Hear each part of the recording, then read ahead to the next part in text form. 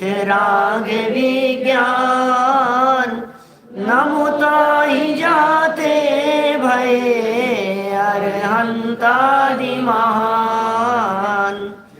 करि मंगल करि हो महा ग्रंथ करन के काज। जाते मिले समाज सब पावे निज पद राज। पावे निज पद राज। इस भव तरु का मूल एक जानहु मिथ्यावान। ताको करि निर्मूल अब करिए मोक्ष उपाय। करिए मोक्ष उपाय। मोक्ष मार्ग प्रकाशक नामक ग्रंथ पंडित प्रवर आचार्य कल्प टोडरमल जी साहब, उनके अंदर की गहराई से निकली हुई एक एक पंक्तियां हैं। 7वें अधिकार के अंतर्गत परिणामों की विचित्रता का यह प्रकरण यहाँ प्रारंभ किया। एक प्रकार से अधिकार समापन की ओर है। सम्यक व सन्मुख मिथ्या दृष्टि जीवों की चर्चा संपन्न हो जाने के उपरांत यहाँ यह कहा जा रहा था, देखो परिणामों की विचित्रता। ओहो, कैसी परिणामों की विचित्रता है कि कोई जीव कहाँ से कहाँ चले जाता है और कोई कहाँ से कहाँ गिर जाता है। नीचे से इतना ऊपर तक चढ़ गया और ऊपर से इतना नीचे गिर गया। दोनों प्रकार की परिस्थितियों की चर्चा टोडरमल जी साहब ने कर ली। ये इतना ऊपर क्यों चढ़ गया था और इतना ऊपर चढ़ने के बावजूद भी क्यों गिर गया, और ये इतना नीचे था, ये अल्पकाल में ही इतना क्यों चढ़ गया। बोले ये सब परिणामों का खेल है, सारा परिणामों का खेल है। किसने दुश्मनी निकाली कि 11वें गुणस्थान से नीचे गिरा दिया, और किसका आशीर्वाद मिल गया कि ऊपर चढ़ गया। न किसी के आशीर्वाद से काम होता है और न किसी के अभिशाप से काम बिगड़ता है। ये तो सारा खेल अपने ही परिणामों का है। फल तो परिणामों का लगता है, फल तो परिणामों का लगता है। पंडित जी साहब बार बार में इस पूरे ग्रंथ में बार बार में ये बात कहते हैं, परिणामों को संभालो, परिणामों को संभालो। फल तो परिणामों को संभालो भाई। यदि परिणाम बिगड़ गए तो सब कुछ बिगड़ गया, और परिणाम संभले हुए हैं। और यदि शरीर बिगड़ गया, परिस्थितियां बिगड़ गई तो कोई फर्क नहीं पड़ता है। शरीर मेरा नहीं है, संयोग मेरे नहीं है, और परिणाम मेरे हैं, भाव मेरे हैं। इसलिए मकान टूट गया, जमीन चले गई, दुकानदारी ठप हो गई, शरीर बिगड़ गया, आंखें चली गई, कान ने काम करना बंद कर दिया, कुछ भी हो रहा हो, लेकिन उसके बावजूद भी परिणाम यदि अपने कंट्रोल में है तो सब कुछ कंट्रोल में है। सारी दुनिया ये कह रही हो कि परिस्थितियां आउट ऑफ कंट्रोल हो गई, लेकिन हम ये कह सकते हैं कि परिस्थितियां आउट ऑफ कंट्रोल के काल में भी आपकी मनस्थिति आपके कंट्रोल में है। वो आपके कंट्रोल में है, उसे आप कंट्रोल करें, उसे कंट्रोल में रखें। वो बिगड़ा तो सब कुछ बिगड़ गया, और वो नहीं बिगड़ा तो कुछ नहीं बिगड़ा। बस परिणामों की मुख्यता है। परिणाम कैसे संभलें, परिणाम कैसे संभाले जाएं, उसकी विधि क्या है। जितना अभ्यास उतने परिणाम सुधरेंगे। भूमिका अनुसार बिगड़ते भी हैं। जिसका जितना कषाय है, जितने जिसके अंतर में कषाय शक्ति का सद्भाव है, राग है, उसके उतने बिगड़ते भी हैं, कोई बात नहीं। लेकिन तत्वज्ञान के अवलंबन से, वेद विज्ञान की भावना से, जिनवाणी के अवलंबन से बार बार उसे अपने नजदीक लाने का प्रयास करें, स्वभाव सन्मुख करने का प्रयास करें। बुद्धिपूर्वक परिणामों को बाहर से खींच करके अपने पास में लेकर के आए। करत करत अभ्यास के, प्रैक्टिस प्रैक्टिस और प्रैक्टिस, बस अभ्यास। जड़मती होती सुजान, करत करत अभ्यास के, जड़मती होते सुजान। जड़मती भी ज्ञानी हो जाता है। जड़मती होत सुजान, क्या कह रहे हैं, रस्सी आवत जात ते सिल पर पड़े निशान। जड़मती होत सुजान, क्या मतलब। आप समझ पा रहे होंगे कि हम जब पहली बार यहाँ आना शुरू किया था, पहली बार सुने थे हम, तो जड़मती जैसे थे। ये पुद्गल पुद्गल क्या क्या शब्द क्या बोला, ये समझ में नहीं आया हमारे को। ये प्रतिच्छेद क्या होता है और ये क्या होता है, और द्रव्य, गुण और पर्याय और क्या क्या शब्द हैं, नए नए शब्द, अस्तित्व, वस्तुत्व, द्रव्यत्व, प्रमेयत्व, नए शब्द ही नहीं बोले जाएं हमारे से, अटपटे से नहीं लगते थे आपको? प्राग भाव, क्या कह रहे हैं यार, ये क्या कह रहे हैं? इसका मतलब वो सब हमारे बुद्धि के लेवल पर जड़मतीवत थे और करत करत अभ्यास के अब तो मैं दावे के साथ कह सकता हूं कि जितने शब्द मैंने आपको बोले हैं वो आपके भावों में तुरंत आ गए होंगे कि ये क्या कहना चाह रहे हैं। प्रमेयत्व मतलब क्या होता है, अस्तित्व मतलब क्या होता है, वस्तुत्व मतलब क्या होता है। प्रैक्टिस चाहिए, बस अभ्यास चाहिए। ये क्यों हो गया अरुण जी वैसा? सुनते सुनते कैसे हो गया ये? रेगुलर सुनते सुनते रेगुलरिटी चाहिए, बस रेगुलरिटी मस्ट है। आप नियमितता रखिए, सब कुछ हो जाएगा। आप नियमित रहिए, फिर बाकी हमारे ऊपर छोड़ दीजिए, सब समझ में आने लग जाएगा आपको। क्या अब आप ही सोचोगे नहीं कभी आ गए और कभी नहीं आए? कोई क्लास थोड़ी नहीं, अटेंडेंस लगनी चाहिए सच में तो एक एक व्यक्ति की। अटेंडेंस दर्ज कराओ अपनी, उस बिना अटेंडेंस के लगता नहीं है, हमारे को फीलिंग नहीं आती है कि हमारी उपस्थिति सामने वाले को पता लगी है। बिना उपस्थिति के परीक्षा देने का अधिकार नहीं रहता, बिना उपस्थिति की परीक्षा का भी अधिकारी नहीं होता। चलिए, बात यहाँ क्या चल रही थी अपनी? परिणाम संभालिए, परिणाम अपने परिणामों की विचित्रता को बतलाते हुए एक बात तो ऐसी कह दी कि कोई जीव 11वें गुणस्थान तक चला गया, 11वें गुणस्थान तक उपशम श्रेणी को चढ़ गया। भाई साहब अवनीश भाई, उपशम श्रेणी को चढ़ते चढ़ते रास्ते में ये शपक श्रेणी की तरफ स्विच नहीं कर सकता, ऐसा नहीं हो सकता। उपशम श्रेणी चढ़ रहा है, उपशम श्रेणी चढ़ते समय 8वां गुण स्थान आया, श्रेणी चढ़ते समय 9वां आ गया उपशम श्रेणी का। अब उसने स्विच कर लिया कि अब 10वां जो है वो इधर आ जाए।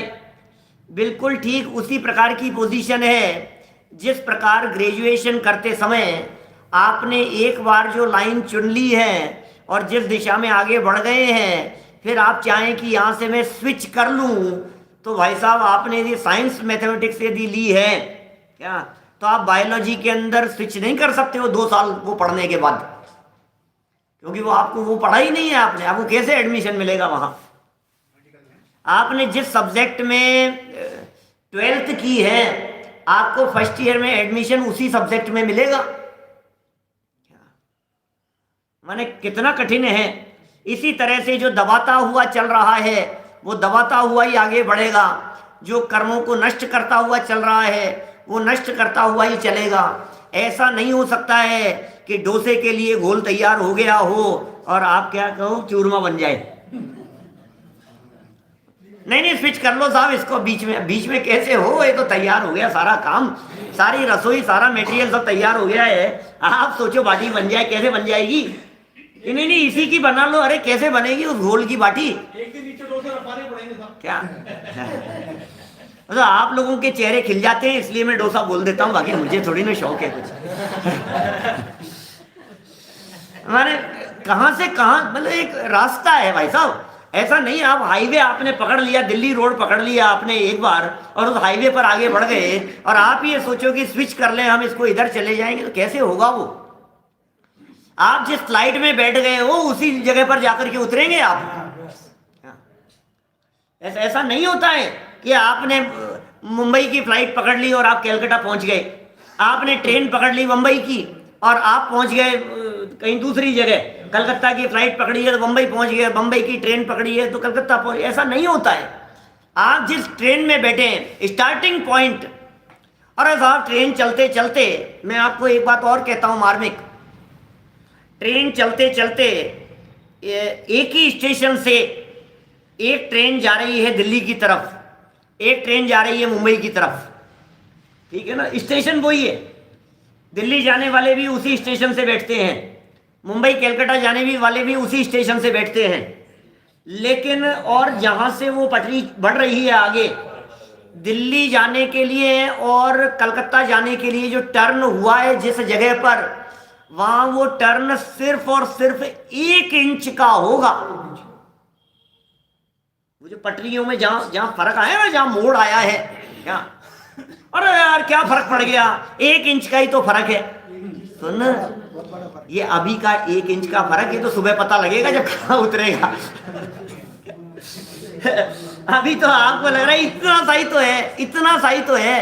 सवाल इतना सा नहीं है क्या, दिशा ही बदल जाएगी। पहुंचना था कहाँ और पहुंच जाओगे कहाँ। अभी 3 दिन पहले एक ट्रेन मथुरा से जाने वाली थी, जयपुर आ गई। क्या बात कर रहे हैं, पेपर में है। अच्छा बोलो, मुझे तो पता ही नहीं था। ड्राइवर को उनको मेरा तो ये पुराना उदाहरण है मैंने, लेकिन ये अभी बतला रहे हैं 3 दिन पहले की घटना है। जयपुर में कौन से अखबार में छपी, भास्कर में, दैनिक भास्कर राजस्थान पत्रिका में 3 दिन पहले की घटना। आज तारीख कौन सी है, मथुरा से जाने वाली थी दूसरी जगह, जयपुर आ गई। 11 मार्च चल रहा है क्या, 11 मार्च, तो मतलब 8-1 मार्च के आसपास की खबर है। 8 मार्च 2021 की खबर ये कह रहे हैं कि ट्रेन मथुरा जाते जाते, और ड्राइवर को भी पता नहीं लगा, चलाने वाले को भी पता नहीं लगा, पहुंचनी थी मथुरा और पहुंच गई जयपुर। कुछ नहीं पता है, कैसे पता लगेगा। एक इतना सा स्टेप चूक गए आप, 1 इंच वाला, बस तो ये ऐसी घटना घट गई हिंदुस्तान में, गजब ही हो गई। कुछ नहीं कर सकता है, क्या पता लगेगा, कोई रास्ता थोड़ी ना देख रहा है। आप ड्राइविंग थोड़ी ना कर रहे हो, रोड पर हाईवे पर थोड़ी ना चल रहे हो, बोर्ड थोड़ी ना लगे हुए हैं वहां। वो तो सीधा, ये जो फ्लाइट्स उड़ती है, ये फ्लाइट्स किस बेस पर उड़ती है, सामने कंप्यूटर की स्क्रीन दिखती है, कोई रोड थोड़ी ना दिख रहा है, साइड थोड़ी ना दिख रही है उनको, कंट्रोल के हिसाब से चलता है। तो यही कह रहे हैं यहाँ पर, परिणामों के कंट्रोल के आधार पर वो उपशम श्रेणी चढ़ रहा है कि शपथ श्रेणी चढ़ रहा है, ये सब परिणामों के ऊपर कंट्रोल करता है। क्या कुछ भी हो सकता है। देखिए बात यहाँ क्या चल रही है। हाँ बिल्कुल गिरेगा, उपशम श्रेणी वाला जो है वो नियम से गिरेगा। अरे उसकी पोजीशन ही यही है, वो जिस तरह से बढ़ रहा है इसका मतलब ही यही है कि इसे आगे चल करके गिरना है। 11वें गुणस्थान से नियम से गिरेगा, स्टेप बाय स्टेप आगे बढ़ता चला जा रहा है। लेकिन वो जिस सिस्टम से चल रहा है, आगे बढ़ते बढ़ते बढ़ते, क्योंकि उसने जो स्टेप उठाया था, अब वो बुद्धिपूर्वक नहीं है, वो भी अबुद्धिपूर्वक है। हम ऐसा कह सकते हैं, अंतर में परिणामों की कमजोरी, कचावट, लेक ऑफ प्रैक्टिस, जो आपको शब्द देने हो, कुछ ना कुछ अंदर में विशुद्धता की इतनी लेवल की कमी रही कि वो तो सोच रहा था कि हाँ एक ही बात, अरे मर गया चाहे बेहोश, एक ही, अरे भाई तुझे पता नहीं है ये दोबारा उठ जाएगा, और दोबारा उठ गया, वो दोबारा उठ गए, और दोबारा उठ गए, और कब उठेंगे ये भी पता है, कितनी देर बाद में। जैसे समझिए आप किसी व्यक्ति को बेहोशी का इंजेक्शन दिया है, तो डॉक्टर को इस बात का पता है कि ये बेहोशी का इंजेक्शन दिया है तो ये कब उठेगा। इसी तरह से इन कर्मों को जो दबाते हुए आगे बढ़ रहा है, माने कर्मों में अनुदय रूप जो इंजेक्शन लगा है, बेहोशी का इंजेक्शन, कर्म अनुदय, कर्म का उदय नहीं है, अनुदय अनुदय अनुदय। तो उनको मालूम है कि 8वें 9वें 10वें और 11वें में ये गिरा, बस सब अंतर्मूर्त का काम है, इतने समय के अंदर अंदर ये गिर जाएगा यहाँ से। प्रश्न तो ये चल रहा है यहाँ कि आखिर गिरता क्यों है। सवाल तो ये है कि गिराया किसने, सवाल ये है कि ये दुश्मनी निकाली किसने। कह रहे कौन निकाले भाई साहब, ये दुश्मनी, ये स्वरूप ही है उसका, अपने आप गिरना ही है उसको, गिरे बिना नहीं रहेगा। हाथ से छूटी हुई चीज जमीन पर ही गिरती है। गुणस्थान 11वें वाला वो फिसलन है, कल कितने उदाहरण देख रहे हैं, कल हमने चर्चा की थी आपसे, गिरे बिना नहीं रहेगा। तो ये कह रहे हैं इनके पीछे कारण क्या है, तो टोडरमल जी ने कह दिया परिणामों की विचित्रता। बस हम क्या बताएं साहब। एक प्रश्न खड़ा होता है कि साहब ये नित्य निगोद वाले जीव ने ऐसा क्या किया कि ऊपर चले गया। जिग्नेश भाई, ऐसा ऐसा प्रश्न चित्त में उठता है, ये क्या हुआ, क्या ये कैसे, इसने कैसे भाव किए होंगे। परिणामों की विचित्रता तो बतला रहे हो आप, निगोदिया जीव ने ऐसा क्या कर लिया कि त्रस बन गया। 2 इंद्रिय त्रस पर्याय के जीव ने ऐसा क्या कर लिया कि वो जीव मनुष्य हो गया, ऐसा क्या कर लिया, बुद्धिपूर्वक उसने क्या किया।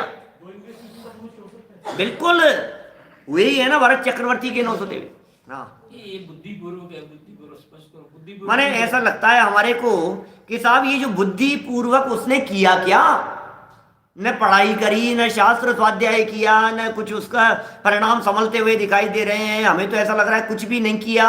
आखिर ये हो कैसे गया? ये आप कह रहे हो परिणामों की विचित्रता, और हमें लग रहा है वहां परिणाम तो होते ही नहीं है। क्या परिणाम करेगा वो? पूजा का नहीं, भक्ति का नहीं, स्वाध्याय का नहीं, जिनेन्द्र देव की पूजन आदि का नहीं, आराधना का नहीं, बोलो कुछ भी तो नहीं करता होगा। हमें तो ऐसा लग रहा है। फिर हुआ कैसे? अब हुआ कैसे? लग तो ऐसा ही रहा है हमारे को। सुनो सुनो भाई, लग तो ऐसा ही रहा है, लेकिन हमें एक बात बतला दीजिए कि कर्म बंधता है तो वो बिना भावों के बंधता है क्या? भाव तो होंगे ना। क्या कोई मनुष्य गति में आया है क्या? कोई जीव मनुष्य भाव में आया है तो मनुष्य भाव में आने के पहले उसने मनुष्य भाव में आने योग्य कर्म बांधा होगा कि नहीं? बांधा होगा। तो फिर मनुष्य भाव में आने योग्य कर्म बांधा था, तो मनुष्य भाव में आने योग्य परिणाम उसके हुए होंगे कि नहीं कर्म बंधन के लिए? हम इसे ये कह सकते हैं कि आपको अनुमान से ही मानना पड़ेगा, आगम से ही मानना पड़ेगा। मेरा एक प्रवचन है इस विषय के ऊपर, मियामी फ्लोरिडा में किया हुआ। उसका सब्जेक्ट है, विशिष्ट प्रवचनों में मिलेगा आपको, मियामी स्पेशल में भी मिल सकता है। उसमें सब्जेक्ट मतलब असंगी पंचेंद्रिय एकेंद्रीय जीव के बिना मन के भी भाव कैसे, ऐसा सब्जेक्ट है वो कुछ। एकेंद्रीय आदि असंगी पंचेंद्रीय जीव बिना मन के भी उनके पाप पुण्य कैसे, बिना मन के भी वे कैसे काम करते हैं, बिना मन के हो कैसे रहा है? ये चींटी के जब मन नहीं है, मैं आपसे पूछता हूं ये मीठे की तरफ क्यों चले गई? मच्छर के पास में मन नहीं है तो आपके कान के पास में आकर के क्या कह जाता है? क्या? जब उस मच्छर के पास में मन नहीं है तो कैसे काटता है आपको, बताओ तो सही। जब पतंगे के पास में मन नहीं है तो दीपक की तरफ कैसे दौड़ा चला जाता है? जब पेड़ पौधों के पास में मन नहीं है, उसके बावजूद भी साइंटिफिकली प्रूव है ये बात क्या, कि जो पेड़ होते हैं उनकी जड़ें उसी दिशा में बढ़ती है जिस दिशा में पानी होता है। जैसे पेड़ है ना, इस पेड़ की जड़ है क्या, ये जो पेड़ की जड़ है ये कौन सी दिशा की तरफ मूव हो रही है? जिस दिशा में पानी है, अपने आप ही ये सेंसेशन है, ऑटोमेटिक इस तरह की स्थिति बनती है। वो संवेदना अपने आप लागू हो रही है वहां, उसका ज्ञान काम कर रहा है, उसका क्षेयोपशम काम कर रहा है, एक इंद्रिय जीव का भी ज्ञान काम कर रहा है। क्या ख्याल में आ रही है बात? ज्ञान रहित नहीं है। हमारे बहुत सारे साधर्मी हैं, कोई भी डाल देगा है ना, टेलीग्राम पर डाल देना भाई उस प्रवचन को देख के। तो मेरा कहने का मतलब ये है, कैसे हो रहा है? नहीं हो रहा होता तो एक इंद्रिय जीव दो इंद्रिय क्यों बना? और देखो कितने वेरिएशन है उसमें, आप सोचिएगा जरा।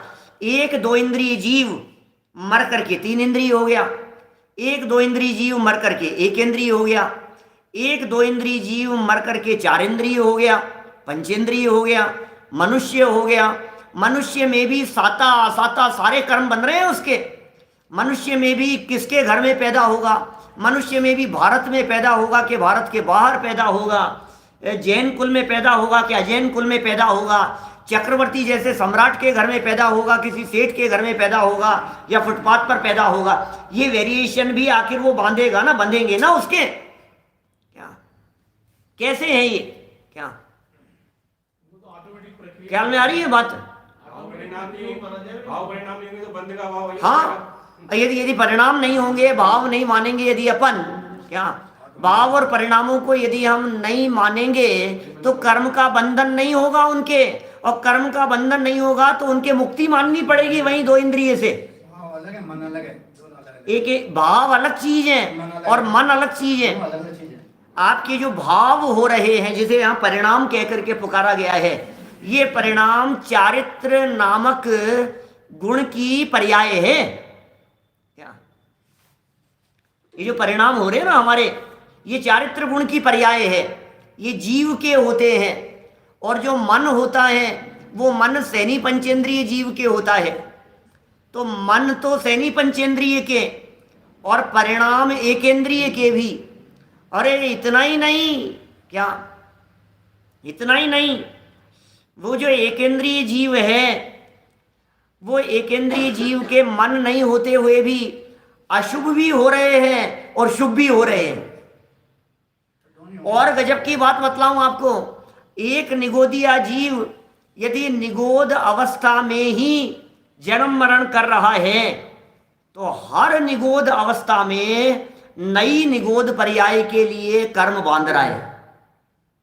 निगोदिया जीव मरा, मर करके दोबारा निगोदिया हुआ। सुनना क्या भैया, एक निगोदिया जीव मरा, मर करके दोबारा निगोदिया हुआ, फिर वो मरा, मर करके दोबारा निगोदिया हुआ। सात्विक क्यों हुआ ऐसा? क्योंकि यदि वो निगोद अवस्था में रहते हुए, यहां निगोदिया का आयु कितनी सी है, श्वास के 18वें भाग, इतने से काल में यदि वो नया आयु कर्म दोबारा निगोद अवस्था का नहीं बांधेगा तो निगोद में नहीं जाएगा।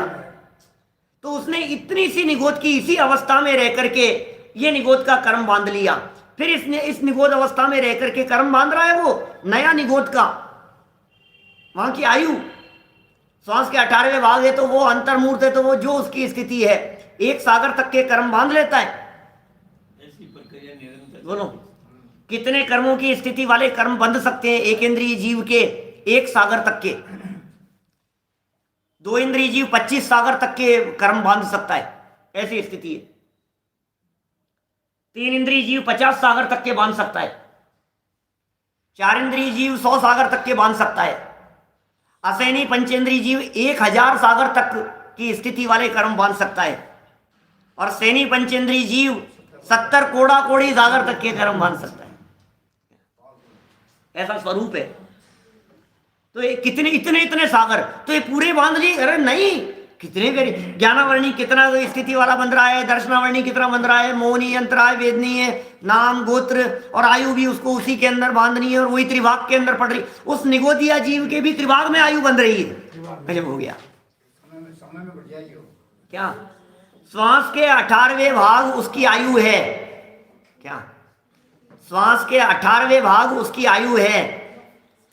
तो समझ लीजिए श्वास के 36वें भाग समय निकल जाने के बाद क्या वो काल आएगा जब वो नई आयु बांधेगा। ख्याल में आ रही है क्या बात? श्वास के 18वें भाग तो आयु, और फिर उससे डबल काल जितना था उसके से 36 नहीं आएगा। 36 नहीं आएगा, 27 आएगा। हाँ 2/3 करनी है ना, 27 आएगा। 27 आएगा। 18 था ना, तो 18 का 2/3 किया तो 27 आएगा। 27वां भाग, 27वां तो बचेगा क्या? हाँ 27वां तो बचेगा। ख्याल में आ रही है बात? मैंने कितना सूक्ष्म है भाई साहब। और उसमें वो आयु बांध रहा है, आयु भी बांध रहा है, कर्म भी बांध रहा है, परिवर्तन भी कर रहा है। मेरा तो एक सीधा सा तर्क है, क्या सीधा सा तर्क है मोटा मोटा, कि यदि वो कर्म नहीं बांध रहा तो फिर संसार में कैसे है? यदि वो कर्म नहीं बांध रहा तो फिर प्रश्न ये है कि वो संवर मानना पड़ेगा, क्योंकि कर्म नहीं बंध रहा है इसका मतलब ये संवर हो गया है। क्या बोलो? निर्बल जड़ कर्मों द्वारा नवीन कर्मों का बंधन कैसे हो जाता है भाई साहब? इसके संदर्भ में पेज नंबर 25 वाला प्रवचन सुने टोडरमल जी का, इसी मोक्ष मार्ग प्रकाशक ग्रंथ के 25 नंबर पेज पर। संवर मानना पड़ेगा जितेंद्र जी भाई साहब, इसलिए मानना पड़ेगा कि आप उनको या तो आश्रम मानिए, और आश्रम नहीं मान रहे हैं तो संवर मानिए। बोलो क्या करना है? आप आश्रम मानने के लिए तैयार हैं या संवर मानने के लिए? नहीं, संवर तो नहीं मान सकते एक इंद्रिय जीव के, निगोदिया जीव के संवर तो नहीं मान सकते। क्या अब क्या करें? बोले आश्रम मानना पड़ेगा। तो आश्रव हो रहा है तो परिणाम हो रहे हैं उसके, भाव हो रहे हैं उसके। माने ये सब बातें तर्क युक्ति न्याय से सिद्ध होती है और मानना ही पड़ेगा। और अशुभ भी हो रहे हैं और शुभ भी हो रहे हैं। मजे की बात तो ये है कि आप ये पूछेंगे कि उसने क्या तो अशुभ किए और क्या शुभ किए। परिणामों की विचित्रता की चर्चा चल रही है। उसने क्या अशुभ कर लिए और क्या शुभ कर लिए, बताओ। उसने कौन से हिंसा करने का भाव कर लिया भाई साहब, उसने कौन सा चोरी का भाव कर लिया। दो इंद्रिय जीव ने चोरी करने का, अरे नहीं नहीं नहीं, तीन इंद्रिय जीव चींटी है, क्या बात कर रहे हो। चींटी ने ये हमारे ये गेहूं का एक दाना, चीनी का, शुगर का एक दाना उठा करके ले गई, चोरी की चोरी का भाव है। नहीं भाई, उनके हिंसा, झूठ, चोरी आदि के ये परिणाम ये होते होंगे पाप रूप भाव, लेकिन पकड़ नहीं सकते हम उन्हें। सबसे केवल ज्ञान गम्य है सच में तो, लेकिन है क्रोध भी है, मान भी है, मायाचार भी है, लोभ भी है, मिथ्यात्व भी है, अनंतानुबंधी आदि सभी कुछ है। सारी कषाएं सब उनके जीवन में लगातार हो रही है। पुण्य भी होंगे, शुभ भाव भी होंगे। अब शुभ कहते हैं हमारे को तो पूजन पाठ दिखने लगता है, शुभ कहते हैं हमारे को तो भक्ति आराधना दिखने लगती है, शुभ कहते हैं तो हमारे को प्रवचन दिखने लगता है, मंदिर दिखने लगता है। अरे हम कह रहे अब कल्पना करो जरा उनका शुभ कैसा होता होगा। लेकिन यदि नहीं हो तो मान लीजिए चींटी है, यदि चींटी के शुभ नहीं हो तो ऊपर कैसे चढ़े, और चींटी के यदि अशुभ नहीं हो तो नीचे कैसे गिरे। ये जो ऊपर चढ़ना और नीचे गिरने का काम हो रहा है, ये कैसे हो रहा है बोलो। ऑटोमेटिक प्रक्रिया है, चल रहा है। अच्छे परिणाम होते हैं तो तीन इंद्रिय से पंचेंद्रिय हो जाता है, परिणाम बिगड़े हुए होते हैं तो तीन इंद्रिय से एक इंद्रिय में चला जाता है। क्या करूं मैं, उन लोगों की बात कर रहा हूं, परिणामों की विचित्रता की बात कर रहा हूं। सिद्धांत तय इन बातों को मानना पड़ेगा, पकड़ हम नहीं सकते क्योंकि हमारे बुद्धि गोचर नहीं है। क्या बात करें, मुंह में खाना अंदर जाने के बाद कहां जाएगा जैसे को पता नहीं है, वैसे बुद्धि गोचर नहीं है, हमारी पकड़ से परे है। लेकिन पकड़ से परे होते हुए भी पकड़ में आ रहा है, दिख रहा है, क्या रूपों में आ रहा है। पकड़ से परे होते हुए पकड़ में आ रहा है कि नहीं। ओ अंकल बोलो, पकड़ में आ रहा है हमारे को, कैसे पकड़ में आ रहा है। अरे नहीं तो कैसे, हमारे सारी स्थिति बिगड़ जाएगी, कर्म सिद्धांत बिगड़ जाएगा, सारा जैन शासन खत्म हो जाएगा भाई साहब। क्या फल से परिणामों का अनुमान लग जाता है, बस सीधी सी बात है। और बहन श्री का वो वचन वो कि यदि इस जीव को कर्म का फल ना मिले तो 14 ब्रह्मांड के शून्य होने का प्रसंग आए, तो परिणाम का फल नहीं मिले इसे कैसे होगा। तो उल्टा पकड़ा अपन ने। अपन जब भाव परावर्तन की चर्चा करते हैं, मेरे भाव परावर्तन के ऊपर जहां कहीं प्रवचन कुछ हो, भाव परावर्तन, उसमें मैं उसको उल्टा पकड़ता हूं उसको। अरे हमें तो हमारे भाव नहीं पकड़ में आ रहे। आपके यहाँ बैठे बैठे कितने परिणाम हुए होंगे ढोलिया जी, बोलो हैं?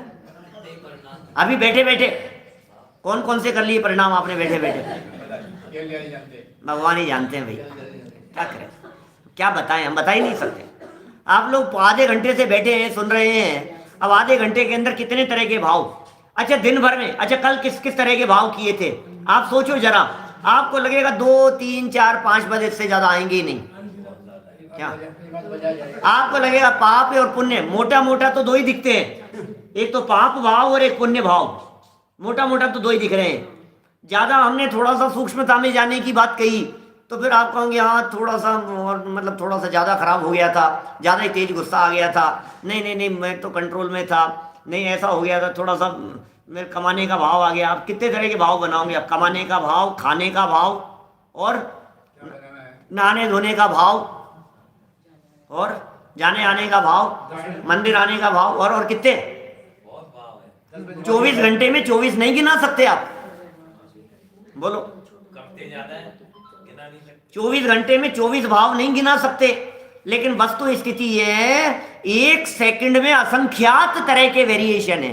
1 सेकंड में, बोलो सेकंड में असंख्यात तरह के हैं, इतने वेरिएशन, क्षण क्षण बदल रहा है, क्षण क्षण बदल रहा है। 60,000 तो साइंटिस्ट ही बता देते हैं। बोलो 60,000 तो साइंटिस्ट बता रहे हैं, ये कह रहे हैं सेकंड में, दिन के। अब बोलो आप दिन के 60,000 बता रहे, तो बदलते क्या, कहाँ पकड़ोगे आप? अब कैसे पकड़ें साहब ये बतलाओ। हम ये कह रहे हैं, मुझे बतलाइए, आपका जो फल मिल रहा है, क्या वो जो फल मिल रहा है वो कर्म बंधने से ही तो मिला होगा। मैं परिणामों की विचित्रता की बात कर रहा हूं, थोड़ा पकड़ने की कोशिश करना। जो लाइन यहां दी है, इस लाइन को थोड़ा सा एक्सप्लेन करने की कोशिश कर रहा हूं। हमें जो फल मिल रहा है वो फल किसका मिलेगा? बोले जो कर्म बंधा होगा। और बंधा कैसा होगा? जैसे भाव किए होंगे, जैसे भाव करेंगे वैसा कर्म बंधेगा, जैसा कर्म बंधेगा वैसा फल मिलेगा। तो यदि फल अलग मिल रहा है तो बंधन अलग था, और बंधन अलग था तो भाव अलग प्रकार के होंगे। कि साहब अभी भी इतना समझ में नहीं आया। अरे सुनो तो सही, उल्लास भाई क्या कह रहे हैं। देखो, हम ये कह रहे हैं, आपने पहन रखी है टी शर्ट और हमने पहन रखा है कुर्ता। क्या? तो टी शर्ट मिलने वाला कर्म का उदय और कुर्ता मिलने वाला कर्म का उदय दोनों एक जैसे तो नहीं है। बोलो क्या? अच्छा, कुर्ते की बात करो। क्या कुर्ते की बात कीजिए, तो ये कुर्ता व्हाइट कलर का हो कि दूसरे कलर का हो, व्हाइट मिलना अलग कर्म के उदय से है, दूसरे कलर का मिलना अलग कर्म के उदय से है, बराबर। अब व्हाइट में ही कौन सी डिजाइन का होना और व्हाइट में ही जो वेरिएशन है, क्या इसके कुर्ते की सफेदी मेरे कुर्ते से ज्यादा कैसे? क्या ये जो सफेदी का वेरिएशन है, ये अलग अलग तरह के कर्म के उदय से होगा कि नहीं? उसमें भी 38 नंबर का है, 40 नंबर का है, 42 नंबर का है, ये सब अलग अलग कर्म के उदय से होता है। आपका साइज तो आता है कुछ और उसने पैक करके दे दिया कुछ और, अलग कर्म का उदय था। मैं अकेले कुर्ते की बात कर रहा हूं भाई साहब, कुर्ता नहीं, नीचे से ऊपर तक जो कुछ भी पहन रखा है, और न केवल पहन रखा है, आपके घर में एक एक बर्तन, एक एक बिस्तर, कपड़े, चद्दर, तकिए, कमरा, मकान, गाड़ी, मोबाइल, सारी परिस्थितियां, एक एक चीज, ईंट पत्थर भी यदि लगे हुए हैं, आपको अपने कर्म के योग से मिले। आपका क्षेमक्षम, आपके ज्ञान की योग्यता, कितने प्रकार के लोग बैठे हैं, जितने लोग बैठे हुए हैं, सबकी शक्ल अलग, अकल अलग, कपड़े अलग, परिस्थिति अलग, परिवार अलग, संयोग अलग, वैभव अलग, धन अलग, सब चीज अलग अलग है। तो सबका अलग अलग कर्म का उदय है, बांधा भी तो अलग अलग होगा। सुबह से शाम तक कभी सर दर्द होता है, कभी पानी पीता है, तो पानी पीता है वो अलग कर्म के उदय से है, रोटी खाता है वो अलग कर्म के उदय से है, 2 घास खाता है वो अलग कर्म के उदय से है, 2 रोटी खाता है वो अलग कर्म के उदय से है, अनार के कितने दाने अंदर जाएंगे वो अलग कर्म के उदय से, एप्पल खाएगा वो अलग कर्म के उदय से है, बनाना खाएगा वो अलग कर्म के उदय से, सब्जी आज कौन सी मिली है वो अलग कर्म का उदय है। उसमें भी आपको एक प्याला मिला है कि आधा प्याला मिला है कि खत्म हो गया है कि बच गया है, कि नमक तेज था कि नमक कम था कि मिर्च तेज हो गई थी, अलग अलग कर्म के उदय है। इतना बताएं हम, थोड़ा का ज्यादा समझना क्या? अच्छा, बिना कर्म के उदय के कैसे होगा बतलाओ? वेदनीय कर्म जो है, साता वेदनीय, असाता वेदनीय कर्म, वो अलग अलग तरह का काम कर रहा है कि नहीं? आपको गर्मी लग रही है, आपको ठंड लग रही है, आपको कैसा मौसम फील हो रहा है, आपके कर्म का उदय अपना अपना। एक को पंखा सुहा रहा है, एक को नहीं सुहा रहा है, एक को पंखा सुहा रहा है, एक को नहीं सुहा रहा है, जिसको सुहा रहा है उसके साता का उदय है, जिसको नहीं सुहा रहा है उसके असाता का उदय है। उदय तो अपना बदल रहा है, उदय बदल रहा है, निरंतर बदल रहा है उदय। और फिर उसमें भी मतलब आप देखो, गर्मी लग रही थी, चला दिया तो अब ठंड लगने लग गई, अब ठंड लगने लग गई तो बंद कर दिया, बंद करती गर्मी लगने लग गई। क्या करता है? इतने डिग्री टेम्परेचर, इतने डिग्री टेम्परेचर, दिन भर। मैं ये कह रहा हूं, आपकी बदलती हुई परिस्थितियों को सुबह से शाम तक देखिए, और उन बदलती हुई परिस्थितियों में, सुनिए आप, बदलती हुई परिस्थितियों में क्या जो उदय था वो उसमें निमित्त संबंध है उस उदय के साथ में, क्योंकि परिस्थिति का बदलना उदय पर निर्भर करता है। उदय बदल गया तो परिस्थिति बदल गई। बैठे बैठे ही गला सूखने लग गया, बैठे बैठे ही होठ सूखने लग गए, पानी पीने का मन होने लग गया, ठीक है ना, उंगली दर्द करने लग गई, कमर दर्द करने लग गई। अलग अलग कर्म का उदय है कि नहीं है? तो यदि ये सब उदय अलग अलग हैं तो पीछे जाकर के देखो आपके ऐसा उदय क्यों आया कि कमर सीधी नहीं रह सके? क्योंकि आपने बांधा था। आपके ऐसे कर्म का उदय क्यों आया भाई साहब कि हम यहां से सीधे नहीं बैठ पा रहे हैं, कमर झुक रही है, दर्द हो रहा है? क्योंकि ऐसा बांधा था। कि बांधा किसने था? किसने किडनैप करके बांध दिया था आपको? अरे कौन किडनैप करके बांधे? हमने भाव वैसे किए थे, हमने परिणाम वैसे किए थे, हमारे विचार उस तरह के चल रहे थे। क्या विचार? अब वो जितने तरह के वेरिएशन, मैं तो इसको वो जो चर्चा चलती है ना कभी, जैसे मैंने भाव परावर्तन बतलाया है, उसी चर्चा के अंतर्गत मैं कभी ऐसा कहता हूं दर्द एक जैसा नहीं है। इसका मतलब दर्द के वेरिएशन में उदय बदल रहा है। सोच रहा, दाढ़ में दर्द हुआ, अब आपके दाढ़ का दर्द जब हुआ था उस समय से लेकर जब तक चलता रहा और जब मिट गया तब तक उसमें कितने उतार चढ़ाव चल रहे हैं। जितने उतार चढ़ाव चल रहे हैं उसके प्रमाण में उदय बदल रहा है। एक व्यक्ति के चांटा मार दिया, एक व्यक्ति को तकलीफ हुई, आंखों से एक आंसू बहा, एक खेत खिन्नता हुई, सिर्फ अलग कर्म का उदय था। इतनी पीड़ा हुई कि रोना आ गया, अलग कर्म का उदय। इतनी पीड़ा हुई कि रोता ही रहा आधे घंटे तक, अलग कर्म का उदय। इतनी पीड़ा हुई, मतलब ये पीड़ा के मापदंड अलग अलग होंगे कि नहीं? तुम कितने पीड़ित हो रहे हो, जितने पीड़ित हो रहे हो उतनी डेंसिटी में वो अनुभाग काम कर रहा है ना, कर्म का फल। वो उतनी पावर से वो कर्म का उदय काम कर रहा है ना। अब कितने पावर से ये कर्म का उदय काम कर रहा है? बोले ये जैसी कषाय हुई थी, क्योंकि अनुभाग बंद और स्थिति बंद ये कषाय से होता है। क्या स्थिति और अनुभाग बंद तो कषाय से है। तो इसका मतलब कैसा अनुभाग है ये कषाय के अनुसार होगा। तो कषाय, अब देखो, अब चींटी भी इधर चल रही है। अब समझना, अपन ने तो अपन लोगों के ऊपर तो लगा लिया, अब चींटी पर लगाइए। चींटी इधर से चल रही है, अब चींटी के चलते चलते एक व्यक्ति ने रास्ता रोक दिया, अलग कर्म का उदय। वापस उसको मुड़ना पड़ गया, अलग कर्म का उदय। उसके भी आहार भय मैथुन परिग्रह चारों संज्ञाएं हैं, जो संयोग उसको मिला अलग कर्म का उदय। किसी के पैर के नीचे आ गई, अलग कर्म का उदय। किसी ने पानी से बहा दिया, अलग कर्म का उदय। बहते बहते भी उसका एक पैर मुड़ गया और वापस पानी में से निकल करके किनारे पर आ गई, अलग कर्म का उदय। आयु बची हुई, आयु कर्म का उदय निरंतर चल रहा है कि नहीं? उसका ज्ञानावरणी कर्म का उदय उसके बराबर चल रहा है कि नहीं? दर्शनावरणी आदि मोहनी कर्म के उदय बराबर चल रहे हैं कि नहीं? उदय भी चल रहे हैं और नया बंधन भी कर रही हैं। देह के प्रति एकत्व ममत्व बुद्धि उस चींटी के है या नहीं? मरने का भय उस चींटी को है या नहीं? मैं भाव बतला रहा हूं आपको। उस चींटी को मरने का भाव है, डर है, भय है, भाव नहीं भय। चींटी को मरने का डर है, इसलिए सामने जिस तरह से कोई डिस्टरबेंस आ गया, कोई अड़चन आ गई, कोई व्यवधान आ गया, तुरंत उसने अपना रास्ता बदल लिया। इसका मतलब भाव बदल गए उसके, इधर जाते जाते उसके भाव बदल गए। हम कोशिश कर रहे हैं मोटा मोटा उन भावों को पकड़ने की, भाई साहब हम पकड़ नहीं सकते। वास्तव में सूक्ष्म स्थिति तो केवल ज्ञान गम्य है, लेकिन ये जो पंडित जी साहब ने लिखा है, अरे भाई साहब परिणामों की विचित्रता है। तो करें क्या इस विचित्रता को देख करके? निगोद से निकले थे कौन? 923 नित्य निगोद से। अरे सब हम सब निगोद से ही निकले हैं, हम सब नित्य निगोद से ही निकले हुए हैं, आए तो वहीं से हैं। लेकिन उन्होंने नित्य निगोद से निकलने के बाद में क्या काम कर लिया और हम नित्य निगोद से निकलने के बाद में क्या कर पाए? कुछ नहीं।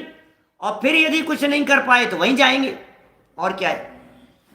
तो अंतर्मूर्त में वो केवल ज्ञान प्राप्त कर लेते हैं। ऐसा जानकर, ऐसा जानकर, ऐसा समझकर, ऐसा विचार कर परिणाम बिगड़ने का भय रखना।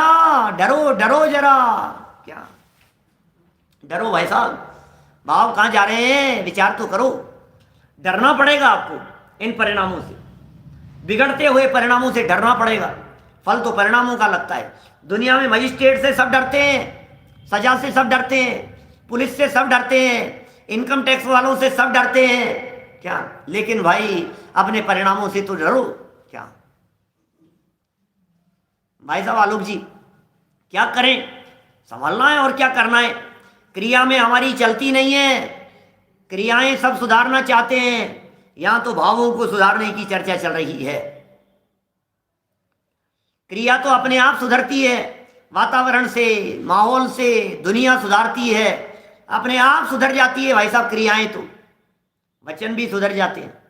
देह सुधर गई, देह की क्रियाएं सुधर गई, वाणी सुधर गई, वाणी की क्रियाएं सुधर गई, वाणी में से चलने वाले शब्द संभल गए, लेकिन भावों को संभालना है।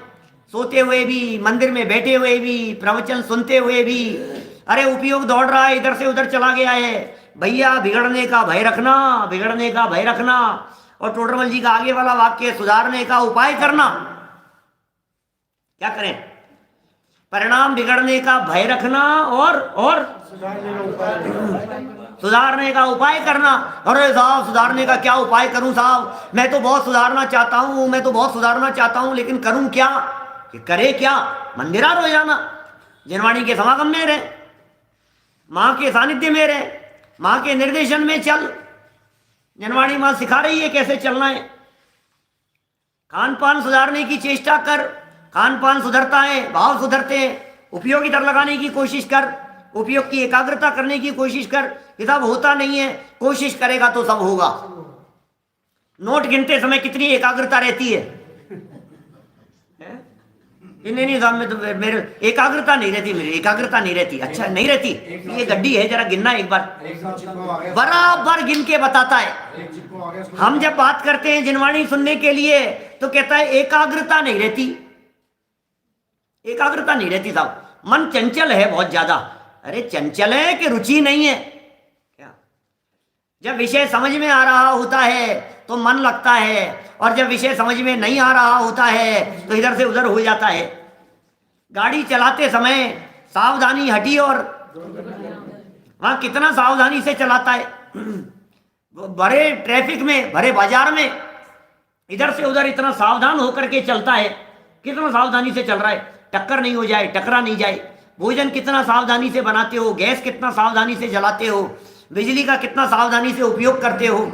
अरे यदि वो प्रेस, स्त्री क्या, प्रेस आयरन क्या, वो करते समय कितना सावधान रहता है। बोलो, हर चीज में सावधानी, ध्यान है इसे। यहां जब जिनवाणी की चर्चा चलती है तो सावधानी क्यों नहीं रखता है। उसमें हानि लाभ का है, उसमें तो लगता है कुछ बिगड़ नहीं जाए, उसमें तो लगता है कहीं कुछ हो नहीं जाए। अरे भाई यहाँ सुनो तो सही, उपयोग कहाँ जा रहा है। आते जाते हुए क्यों दिखाई दे रहे हैं, भगवान के सामने बैठे हुए क्या। यहाँ सुधरेगा तो सब जगह अपना सुधर जाएगा। पूजन करते समय क्यों इधर उधर जा रही है दृष्टि, क्यों घूम रहा है, क्यों देख रहा है, संभालो। और तुरंत देखो, ये तो प्रैक्टिस की बात है भाई साहब क्या, मैंने प्रैक्टिस की बात है। जितनी प्रैक्टिस करेंगे उतना ज़्यादा उपयोग की एकाग्रता होगी। दौड़ते समय भी फिर कंट्रोल करो, मैं कहाँ हूँ यार, मैं कहाँ चला गया, अरे नहीं यही रहना है मुझे, मैं कहाँ खो गया था, अरे अरे क्या बोला। कभी कभी तो तब पता लगता है जब आसपास वाले हंसने लगते हैं, अरे ये क्यों हंस रहे हैं कि कुछ निकल गया, क्या बोल दिया यार इन्होंने, क्या चला गया, वो बात ही निकल गई हमारे दिमाग से। जब प्रवचन को दोबारा सुनते हैं तो पता लगता है हमारा उपयोग कितना उधर चला गया। बिल्कुल रिसर्च है ये, आप नेट पर सर्च कीजिए, अलग अलग तरह की रिसर्च मिलेगी आपको, बातें मिलेगी कि जब ये जीव पौन घंटे किसी विषय को सुनता है तो 70% से ज्यादा ग्रास्पिंग नहीं हो पाती है। इसका मतलब आपका उपयोग 70% ही वहां रहा है, बाकी तो आपका उपयोग दौड़ रहा था इधर से उधर, कभी इधर जा रहा था। दोबारा सुनो तो पता लगता है ये कब बोला था यार, ये तो बात ही नहीं आई थी, ये कब पढ़ा था, ये तो हुआ ही नहीं था, बाद की बात कह रहे हैं, उसी समय भी ऐसा हो जाएगा, ये कब बोला इन्होंने, ऐसा कब कहा। कोई बात हमने कही फिर आप कुछ बोल रहे हो तो हमने बताया, तो बोले ये तो आपने बताया नहीं, अभी तो बताया था 10 मिनट पहले, अरे मैं कहाँ चला गया था 10 मिनट पहले। तो ये सारी बातें हैं। पंडित जी का ये वाक्य जीवन सुधारने के लिए पर्याप्त है। इस एक वाक्य से निहाल हो सकता है कोई भी व्यक्ति, इस एक वाक्य से मोक्ष मार्ग की शुरुआत हो सकती है, इस एक वाक्य से सारी स्थिति अपने कंट्रोल में आ सकती है। इतना कंट्रोल करने की कोशिश कीजिए।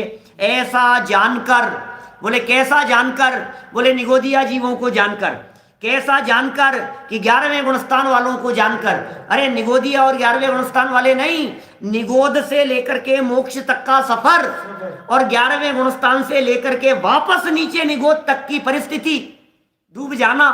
जब इस परिस्थिति को आप गहराई से देखते हैं तो पंडित जी कह रहे हैं ऐसा जानकर, ऐसा जानकर समझ लो। जब 11वें वाले इतना नीचे गिर सकते हैं, निगोद तक पहुंच सकते हैं, तो हम तो 11वें वाले तो है ही नहीं, 6ठे 7वें वाले और 5वें वाले भी नियम से नहीं है। कहां तक होंगे? पहला चौथा और क्या होगा इससे ज्यादा? बाकी इससे ज्यादा तो दिखता नहीं है। आप कीजिए कल्पना, वो जब इतना नीचे गिर सकता है तो हमारी स्थिति क्या हो सकती है। ऐसा जानकर अपने परिणाम बिगड़ने का भय रखना। ओहो, अपने परिणाम बिगड़ने का भय रखना। और क्या करें? बिगड़ने का तो भय रखो कि हाँ साहब मुझे डर है, बिगड़ नहीं जाए, बिगड़ नहीं जाए, बिगड़ नहीं जाए। अरे लेकिन सुधारने का उपाय करना, बुद्धिपूर्वक उपाय करना, बुद्धिपूर्वक परिणाम कैसे सुधर सकते हैं उधर अपने उपयोग को लगाना।